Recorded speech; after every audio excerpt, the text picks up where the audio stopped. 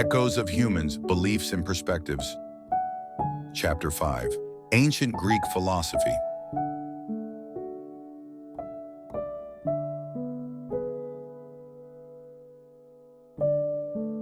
Ancient Greece was the first in the ancestry of modern European thought. In 3 mesmerizing centuries, thinkers from Thales to Aristotle, it begot, laying the foundations of science, philosophy, and rationalism. From men like Diogenes Laertius, we learn of this dynamism. First came the Milesians, who unscrambled philosophy from the mythical world of Homer and started a long line of Greek philosophers till it reached Aristotle, from Thales and Anaximander, winding through the mind of Xenophanes, to Heraclitus with his flux and the unity of opposites. Pythagoras saw in numbers and metempsychosis the fabric of existence. Parmenides, with his being, gave ontology a new coherence. Then there was the atomism of Democritus and the pluralism of Empedocles, and finally a climb to the lofty heights of Plato and Socrates. In the Homeric world, the earth seemed to be ruled by caprice. Death was caused by the arrows and hunting knives of Artemis.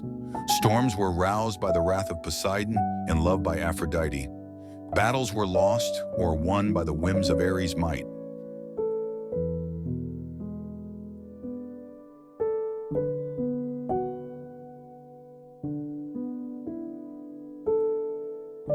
Before the Milesians, the world was described in terms of the supernatural. The Milesians, however, saw in nature elements that were creative and powerful. All of them came from Miletus, that lay on the western edge of Asia Minor. Thales was the first one to be thought of as a natural philosopher. This was the time when the Greek mind started to reflect on the first cause of movement and the relationship between matter and life in the perceptible arrangement. Man, ethics, and politics were not totally excluded from this scheme, but they were still only an appendix to the Milesian mainstream. For Thales, water was the first principle, the ark of all that is, the single primary substance that all transformation brings. He declared that the earth reclined upon water and was at rest, and that earthquakes were caused when the waves pressed. Thales was influenced by the Mesopotamian belief in water supremacy. The male Apsu owned the sweet waters, and the female Tiamat, the salty sea. Their son owned the cloud banks. The 3 waters commingled in a mass, and the universe was said to be created from this watery expanse.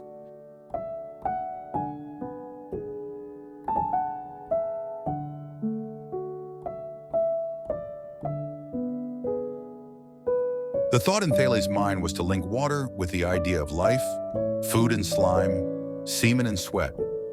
All were with moisture, rife. Nourishment is moist. Even the hot is born from the wet. The site of life is a damp warmth where the saps of creation met. Anaximander was next in line to Thales. He expounded on the boundless Aperon. From this, the theory of the non-perceptible was drawn. Along with this was introduced the notion of the infinite. This bore innumerable worlds which, upon destruction, were absorbed by it. The surge of one opposite is followed by the advance of the other. Even under the most savage assault, the other does not disappear. The ordinance of time dictates that whatever the conditions, the excesses get accounted for within the very nature of existence. Anaximander's cylindrical Earth is equidistant from all things in the universe.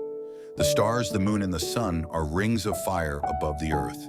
But the fire is covered with black clouds except for some vents. All sighting depend on how narrow or wide are these rents.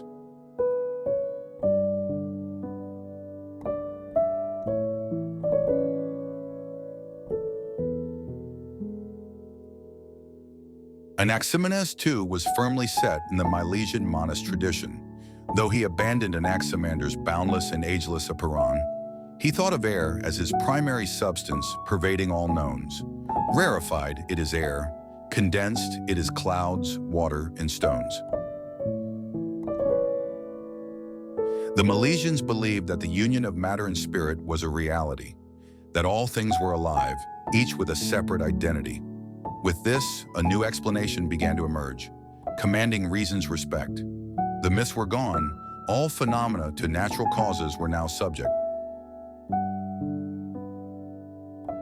With Pythagoras came a new direction, very different in purpose and doctrine. He was a philosopher, but also a religious teacher within. With him, the goal of philosophy went beyond the commonplace debate.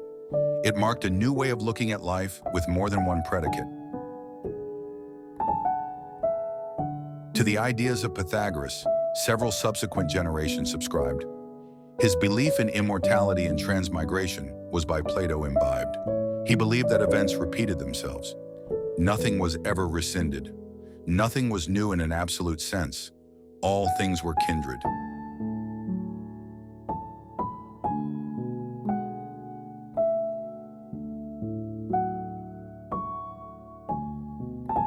For Pythagoras, numbers had a mystical aura and an independent existence.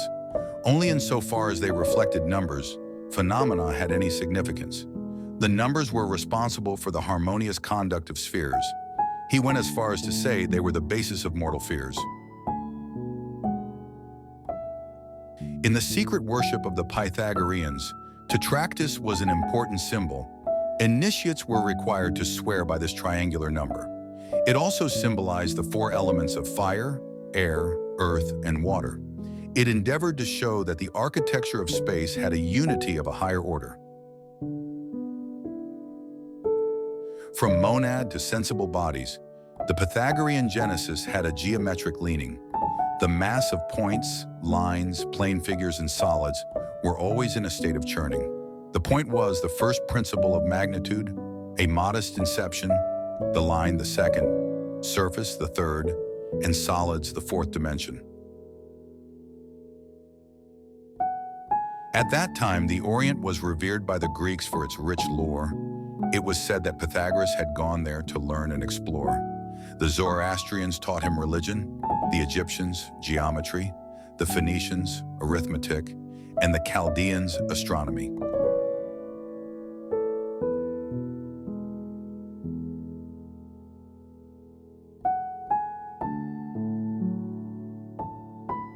Pythagoras unquestionably attached great importance to the idea of unity. He regarded all life divine, human, animal, and plant as one community. He embraced vegetarianism as a result of this belief in kinship and sought compassion towards others in this expanded companionship. The next major philosopher, Heraclitus, championed flux as against Parmenides' being, "You cannot step into the same river twice," was Heraclitus's learning. Preeminent in the Heraclitean universe is logos, the controlling principle. This aims to tie the world's structure with a discourse that is rational. The flux is dictated by the depredations of opposites upon each other, but no opposite is so powerful as to completely smother the other. He made a paradoxical statement that the opposites are identical, concealing and emerging from each other in a never-ending cycle. The tension between opposites is never resolved, and the string remains taut. Light and darkness do not succeed each other in one fell assault. Both are always there. Things come into being because of mutual strife. Cessation of struggle would mean the dissolution of life.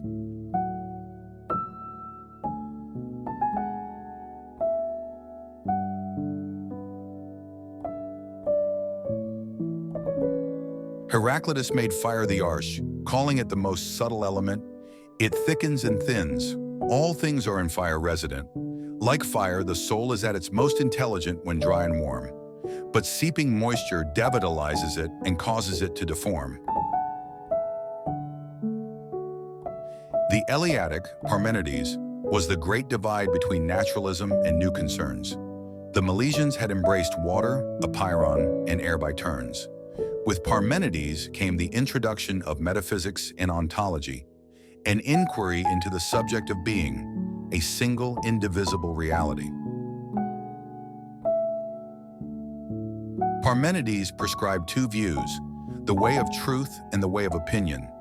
In the way of truth, all reality is one at its foundation. In the way of opinion, there is the subjective world of appearances, in which senses lead to deception and distorted preferences. The phenomenal world is a hallucination. The opinion of mortals is flawed. Becoming is the counterfeit of being, existing only in an apparent world. Actually, things do not happen.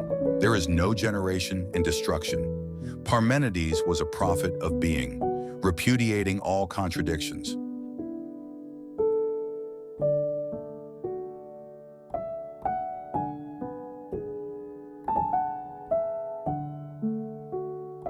The shape of sphere intrigued Parmenides and generally the Greek mind.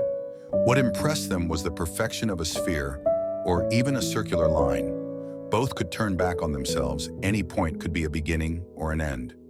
They believed that in such shapes was hidden a mystical content. In his philosophy, Parmenides owed much to the Pythagorean thinking and exactitude. The Pythagoreans had combined religion with mathematical certitude, but their insight fell short of bridging the great chasm between timeless truth and the sensory phantasm.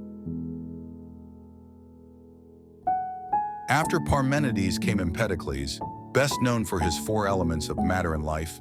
Along with these 4, he also proposed 2 forces, love and strife. The 2 mix and separate the elements and universally operate in nature. The 4 elements take the rank of archaion, none superseding the other. Empedocles' 4 elements, fire, water, air, and earth, are both sentient and divine in character. They perish into each other and also grow from each other. This material transformation opens up the path to all creativity, and never will the boundless time be emptied of this proclivity.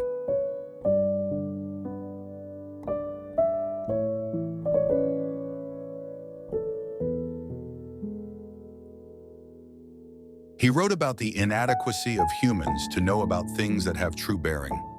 Only knowledge granted by our sameness to the universe has any meaning. All things are a temporary abode of water, earth, fire, and air, united and separated by love and strife in their contending behavior. Empedocles' aim was to rescue the world from the Parmenidean monism, whose unity and immobility had made it into being's prison. In Empedocles' cyclical universe, the elements repeatedly come back to prepare for the next period of the universe through the formation of a sphere. Parmenides may have denied that plurality from unity could be derived, but what if there was no single unity that by itself thrived? There could be a plurality of primary entities, each with its own domain, no birth or death, but only a mixing and separation of these entities time and again. Empedocles' philosophy was dethroned by Anaxagoras, but was restored during Aristotle's time.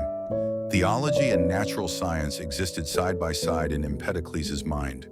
He did not see any incongruity in the coexistence of these elements.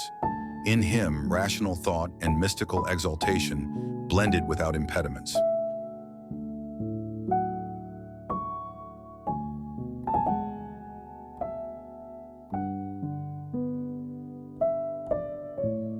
Anaxagoras is known for his supreme principle, mind, called the nous.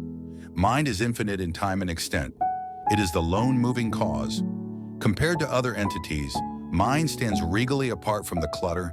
Mixing with nothing, it separates the moving cause from the realm of matter. Anaxagoras opined that everything started from a state of rest, into which was introduced motion for the first time at mind's behest. Though he never referred to mind as God, it had a certain omnipotence.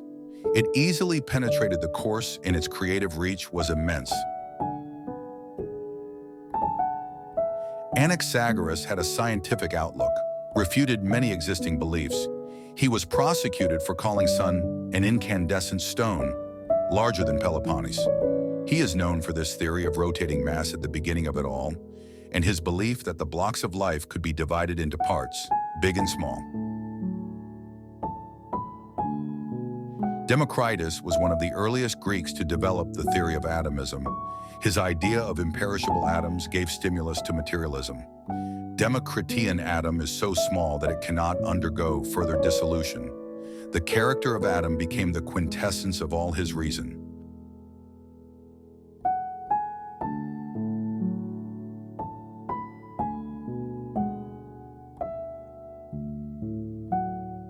His atoms are uniform, solid, inert, incompressible, and hard.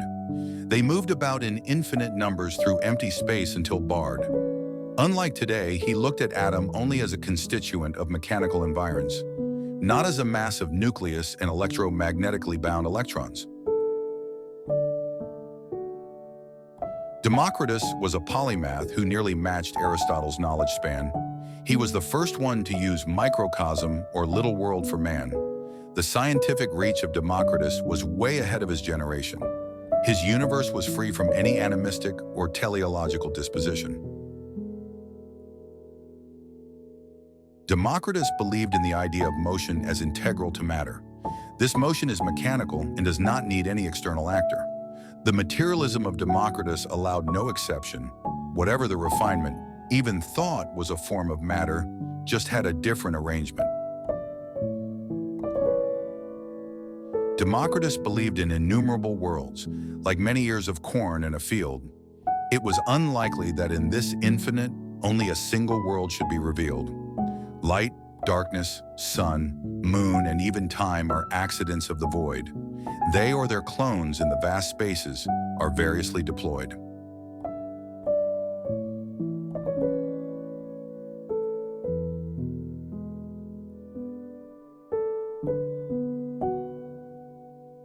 Whatever the popular perception of the sophists, there is no denying the fact that few intellectual movements across ancient Greece have matched their impact.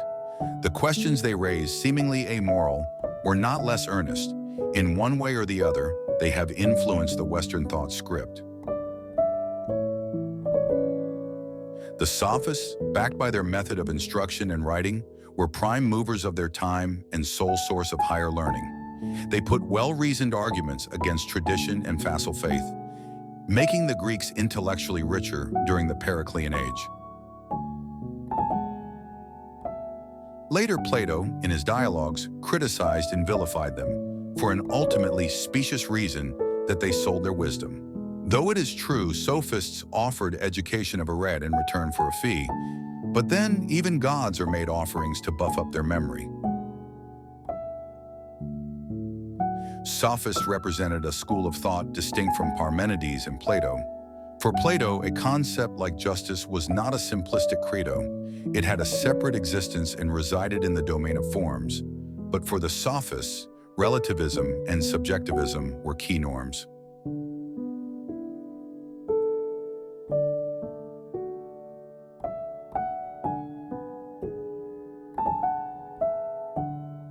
Plato allowed senses no loftier role than as a starting point. Parmenides rejected the senses and saw them, in illusion, embroiled. He sought knowledge that could go past the sensory curtain. For the sophists, knowledge was a product of human opinion. For the sophists, the dyad of codified law and natural law was a crucial concept.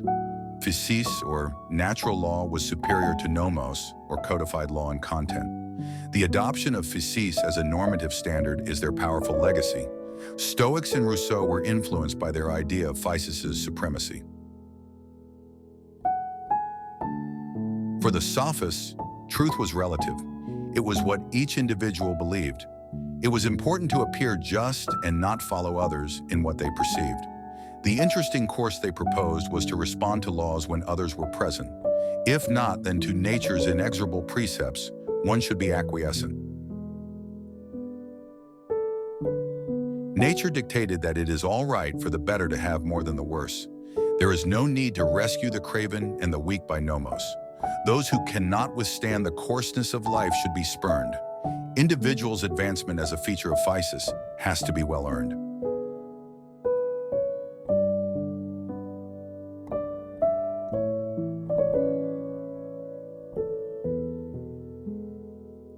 It will forever redound to the glory of the Greek sophist tradition that from physis they concluded that slavery was a despicable notion.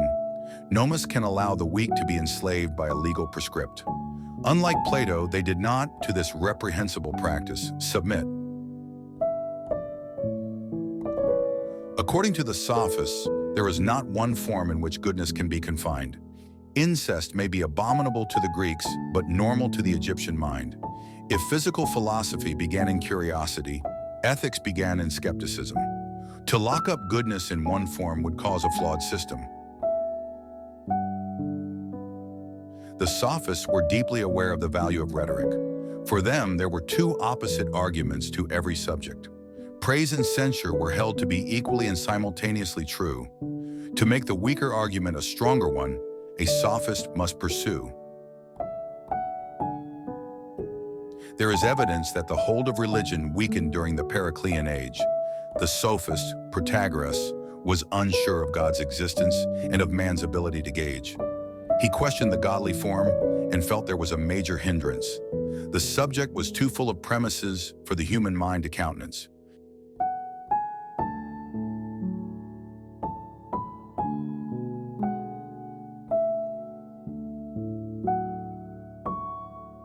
Protagoras was tried and banished for his agnostic assertions.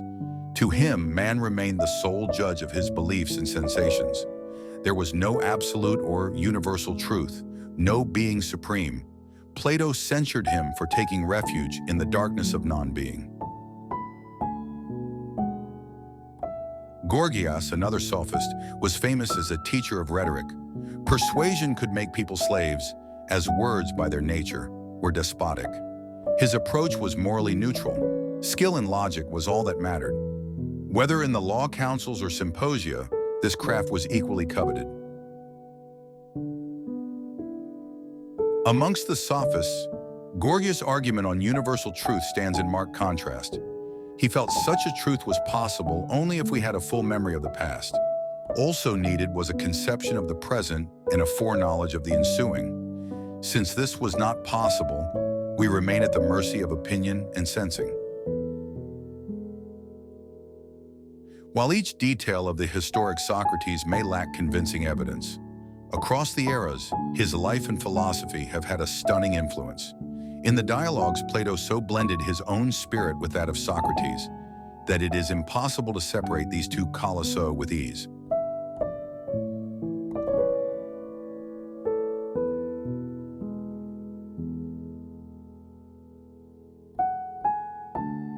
Apart from Plato, other philosophers drew differing portraits of the great teacher.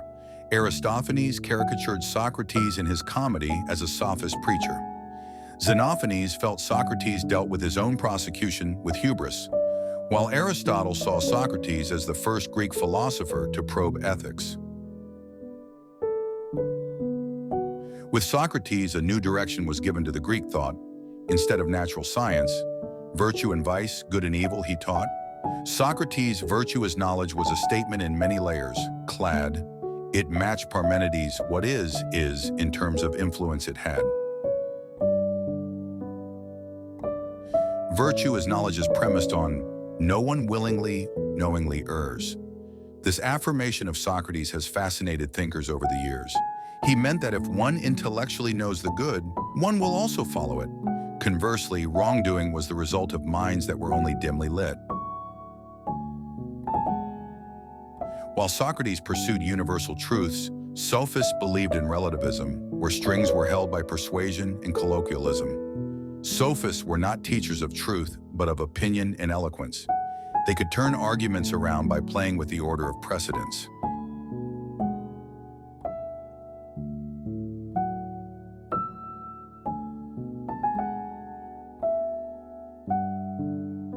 Socrates believed that, at least in principle, knowledge could be gained. First, however, the debris of misleading ideas had to be drained. For sophists, knowledge was impossible. There were no stable objects to be known. With a quicksilver tongue, any conclusion could be overthrown. In dialogues, it is through Socrates that the theory of forms is expounded. It comes from the Socratic demand for definitions to be well-grounded. Each definition has to be abstracted from the accident of time and circumstance. In Phaedo and Republic, the whole theory is developed from its nascence. Without definition, discussion is desultory, and each party assigns a different meaning. Unless terms like justice and beauty are defined, deduction can be deceiving. They are not mere concepts, but are eternal and luminous. In the theory of forms, the non-physical essences explain the universe. Socrates was a great persuader, a dialectician par excellence. The youth of Athens felt overwhelmed by his manner and presence. Each time he spoke, he could bring his repertoire of logic in play. He could hold the listeners in thrall in their minds, enrich and sway.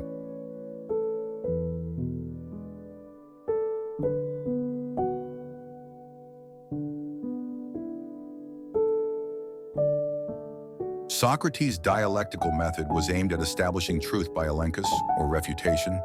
It was set in motion by a series of questions leading to the previous hypothesis elimination. At each step, the gross was discarded and the subtle was sought for. This was done with the idea of gaining knowledge that may not have been suspected before. Socrates used the words God and gods without distinction. Knowledge he held supreme. Oracles could not be its substitution. He exhorted the individual to concentrate on tending to his soul. It was the philosophic rather than the religious that he extolled. Socrates was charged by the Athenian rulers for corrupting the young with impiety. Meletus, the accuser, sought punishment in the name of society. The strings were pulled by the powerful Anytus, Meletus's friend. Socrates was indifferent, almost a volitional act for a higher end. With great equanimity of mind, Socrates drank the cup of hemlock. He conquered death not by rage or impulse, but by his characteristic logic. The priestess at the Delphic oracle had called him the wisest man in Athens. His end remains one of the most engaging episodes in history's annals.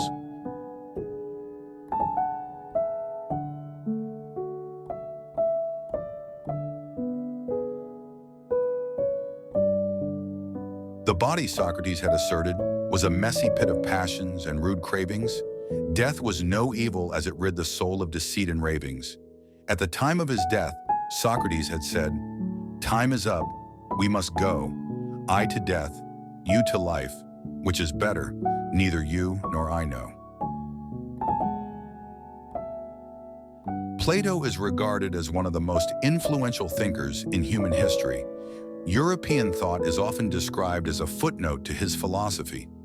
Later, the Neoplatonists impacted the three faiths of the Abrahamic tradition, with their monistic idea that all reality is derived from a single principle, the One. His education was both physical and intellectual. He possessed a noble mien, broad-shouldered, wrestling at the Isthmian Games, he was sometimes seen. On him, the influence of Pythagoras, Parmenides, and Socrates was profound. In many of his beliefs, their ideas provided him with matter and background. Plato's two-world metaphysics had marks of both permanence and impermanence. According to his doctrine of forms, stable realities existed outside human ordinance. But he also had the Heraclitean conviction that everything was fleeting, of constant becoming, as opposed to the Parmenidean being.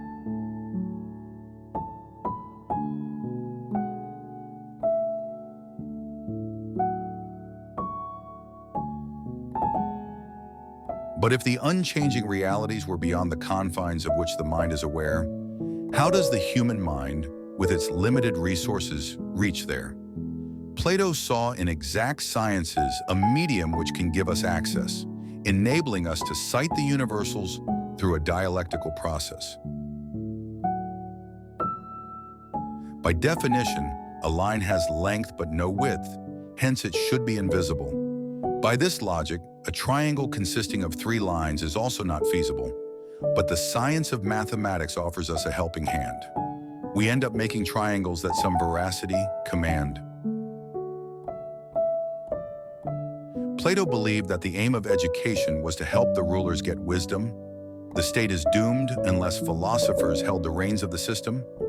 or those in power by some miraculous intervention cleanse themselves with philosophy, if that does not happen, the diminution of human troubles is unlikely. The question of one absolute God may be central to the Judeo-Christian tradition. For the Greeks, there was a hierarchy of deities who had human disposition. This is manifest even in Plato's theological inclination. His God is not absolute and has to coexist with worldly imperfection.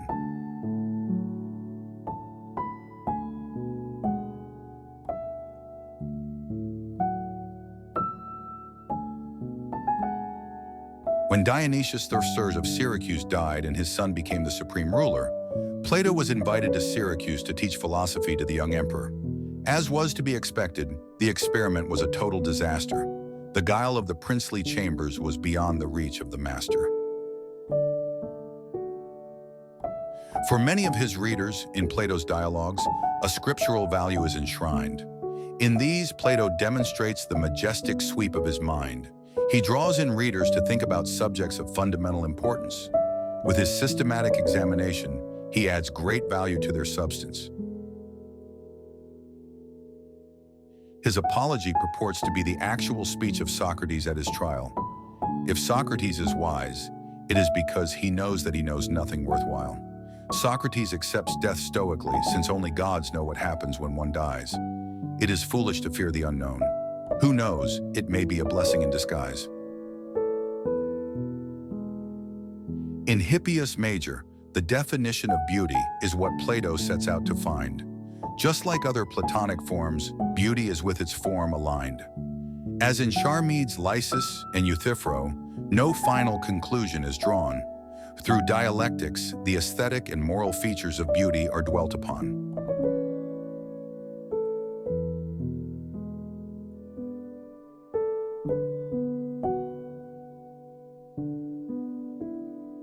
In Meno, Plato's subject is virtue and whether virtue can be taught.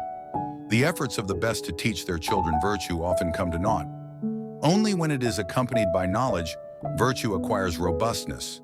Otherwise, it is just an idle caper, bereft of any substance. In Meno, Plato also introduces anamnesis, or the recalling of earlier lives. Important are not only the contemporary events, but what from the past survives. Human soul, having seen all things, can summon what is dear from its prenatal storehouse, where are saved things we might treasure. Pythagoreans say that things are an imitation of numbers.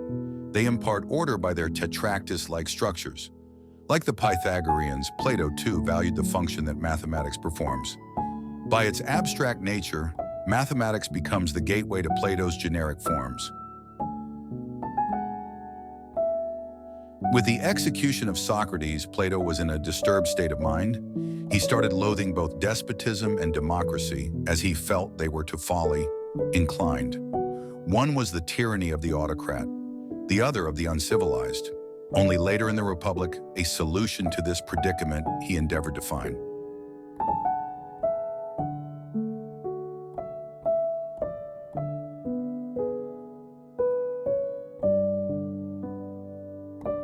Phaedo is a seminal formulation in which the dualities continuously existed.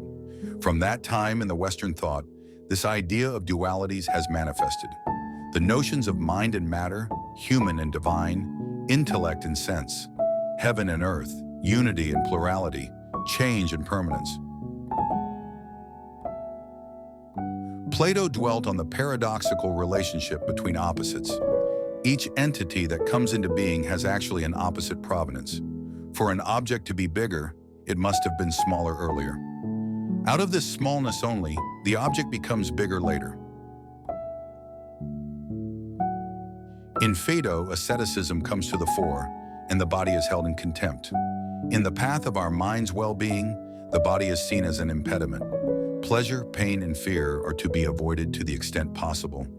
They undermine our will and the best aspects of our nature, strangle. Plato was deeply influenced by the Orphic writings and precepts. He appropriated some of their ideas in his writings and concepts. Phaedo is also about the posthumous blessedness of the wise. He made this an essential part of his theory of anamnesis.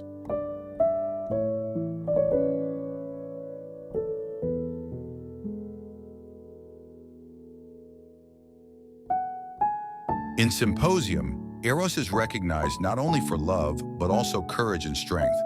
It seeks to overcome every kind of foreboding, including the fear of death.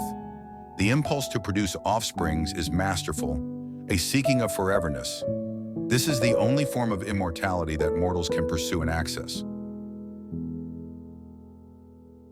The Republic is Plato's answer to the question in Gorgias, how to live.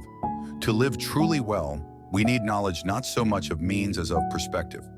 The grasp of forms and the form of the good requires insight and perseverance, which makes a person realize that good is the highest form in all of existence. The Republic also seeks the complete separation of political power and the pursuit of wealth. The philosopher guardians must not touch gold or pomp, expect. They must be courageous without ferocity and just without prejudice. Only such among the people are to be considered worthy of holding the high office. Plato's social order is susceptible to unrest and disquietude. If with the natural constitution of human beings, it is not aligned, it must provide a vent for the imperfections that exist in a human being. Otherwise, the state will become a sinkhole, with all the good people leaving.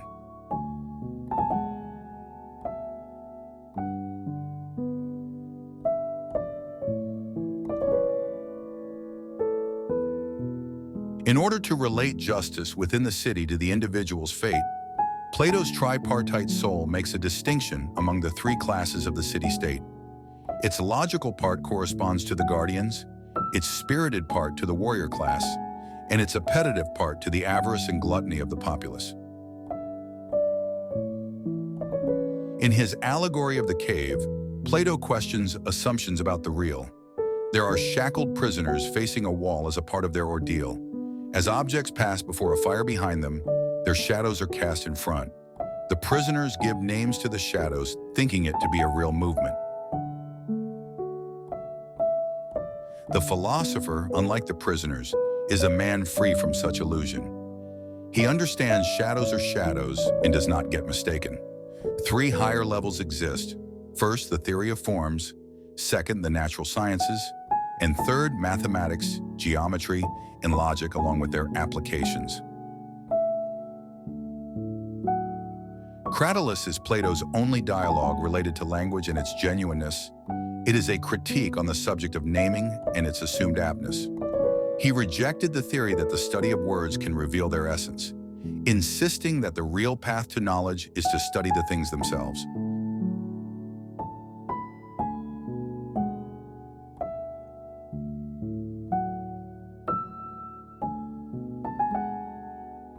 In Philebus, the sensual pleasures are compared to the Socratic pleasures of mind.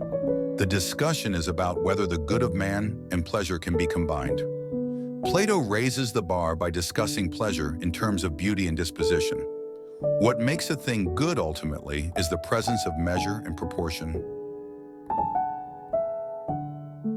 An important idea in laws is the constitution of the nocturnal council. The council consists of luminaries and addresses, matters that are rather special. It ponders over courage, justice, moderation, wisdom in their role, aiming for a political edifice that rests on the highest capacities of the human soul.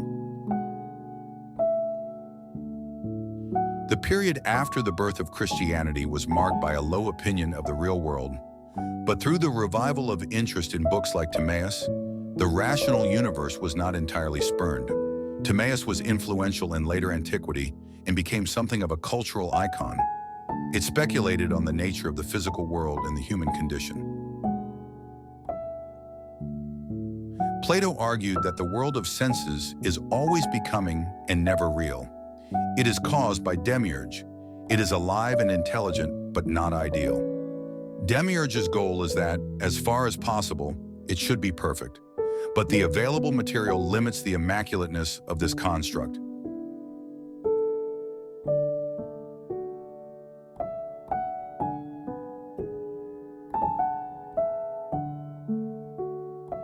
Plato's receptacle of becoming is the third entity alongside forms and their imitations. It is pre-cosmic container, having proto-elements and their variations.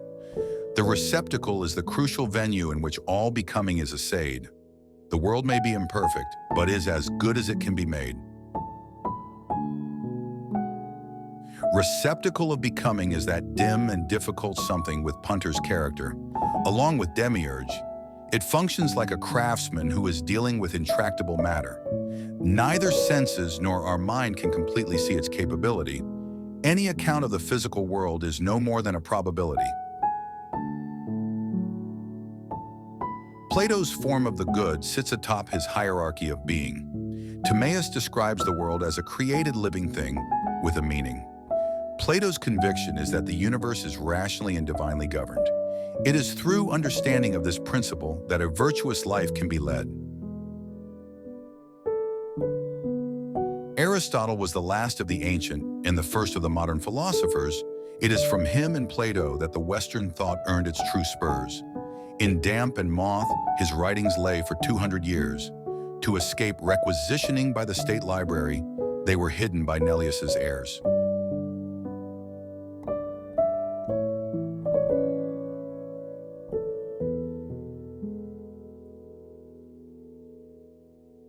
Compared to Plato's lofty perch, Aristotle is judged with less veneration. His work is labeled as representing a lower ceiling of reflection.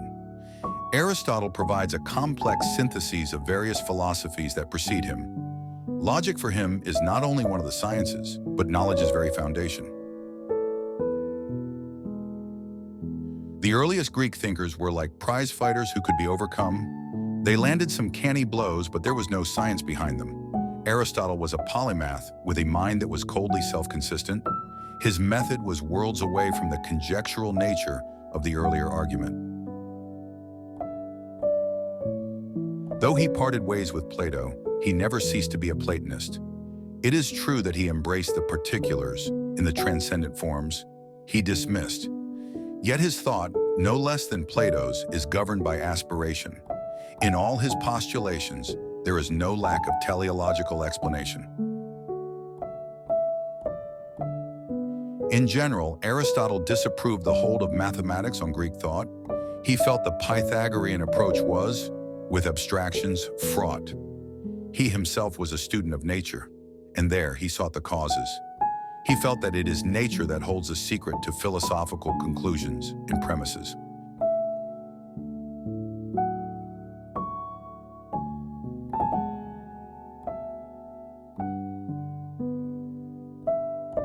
The Pythagorean terms, numbers, points, lines, planes, solids.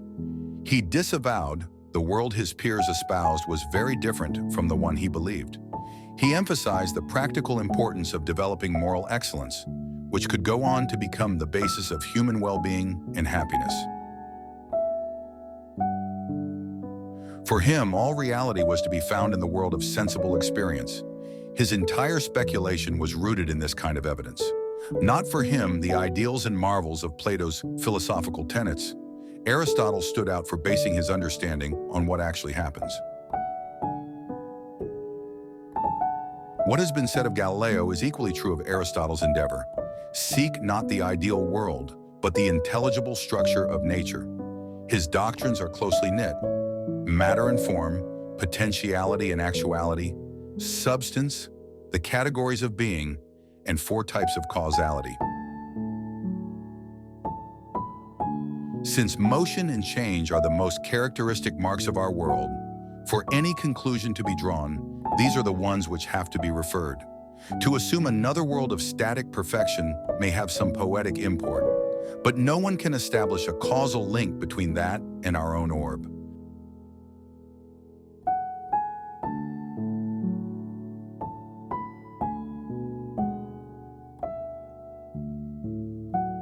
In his younger days, Aristotle was inclined towards Plato's perception, the forms, the doctrine of immortality, rebirth, and recollection. Gradually, he veered towards the natural sciences, physics, astronomy, chemistry, and biology. For Aristotle, knowledge was the only end worthy of engaging human ingenuity. Aristotle undertook the education of the Macedonian king, Alexander the Great, teaching him that acquisition of philosophy by a king was good for the state. Alexander too seemed amenable, at least during the years of his tutelage, saying that, however great the power, it will remain subordinate to knowledge. Aristotle's four causes provide four answers to how a thing comes into being. The material cause describes the material which on the tangible has a bearing. The formal cause is its form and the arrangement of this matter. The final cause embodies the purpose, and the efficient cause the maker. Aristotle's God is divine intellect, the prime mover, the first principle. He stands outside the chain of being at its very pinnacle. He spans everything, from matter to form and from potentiality to actuality. Aristotle did not attribute to him mercy or love or any whimsicality.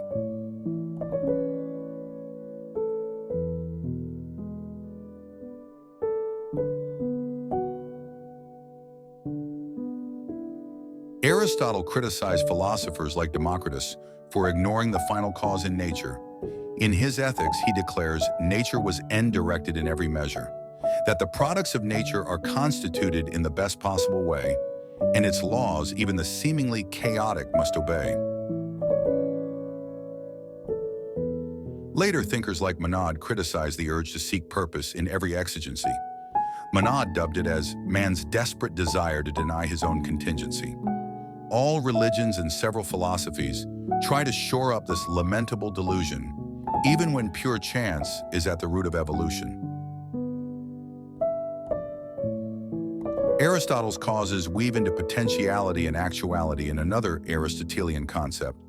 This makes an important distinction between things that exist or do not exist. Potentiality refers to any possibility that a thing can be said to possess. Actuality refers to a thing when it is real in the fullest sense. Aristotle is known as the founder of ontology, or the categories of being. By this, every object of human apprehension acquires a clearer meaning. Of his 10 categories, substance, relation, quantity, and quality are most important. Each category of being represents a fundamental kind of determinant.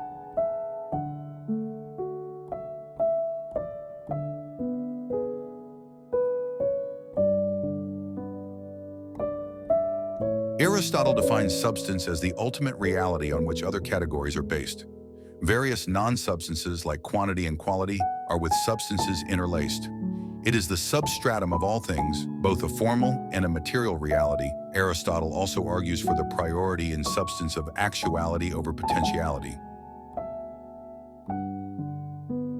Unlike Parmenides, who saw being as one with no other pretenses, Aristotle asked how could one nature account for all the differences?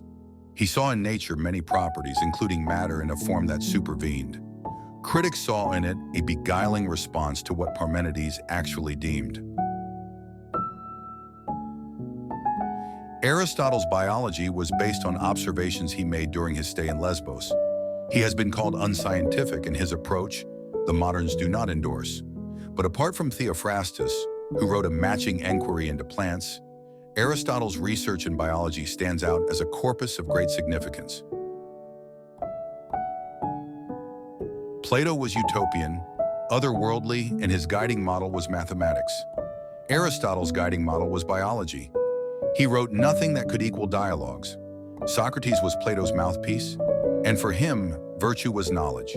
For Aristotle, knowledge itself was the end, and it required a practical touch.